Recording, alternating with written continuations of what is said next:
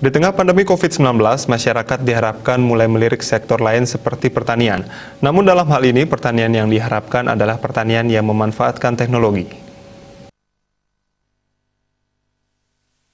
Di tengah pandemi COVID-19 ini, masyarakat sudah mulai melakukan diversifikasi ekonomi dengan kembali menekuni sektor pertanian maupun UMKM.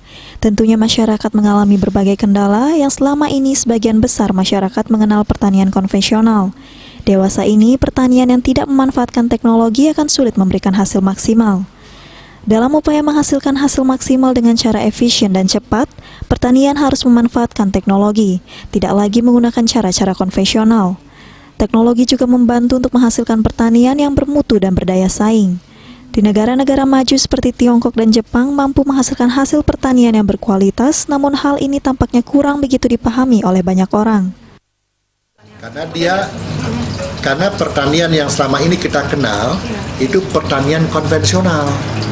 Pertanian yang tidak menggunakan AI, Artificial Intelligence, atau teknologi. Karena untuk bisa menciptakan harga lebih murah, efektif, efisien, cepat, harus menggunakan teknologi. Kita tidak lagi bisa menggunakan cara-cara konvensional seperti ini, apalagi ingin tanamannya atau hasil-hasil pertanian itu bermutu, berkualitas. Maka teknologi yang membantu, apalagi sekarang sudah ada kecerdasan buatan yang kita kenal dengan AI, Artificial Intelligence itu. Kecerdasan buatan itu sangat membantu proses menghasilkan pertanian yang berkualitas. Cuma tidak banyak orang bisa paham itu. Nah, oleh karena itulah kita sekarang apalagi sumber-sumber untuk bisa tahu itu banyak sekali ya. Salah satunya channelnya adalah channel YouTube misalnya.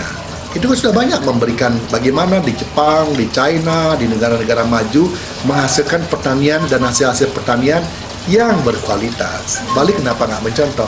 Tentu perlu ada dukungan pemerintah, kebijakan yang soft lah ya, untuk bisa mereka melakukan hal-hal yang terbaik di masa depan.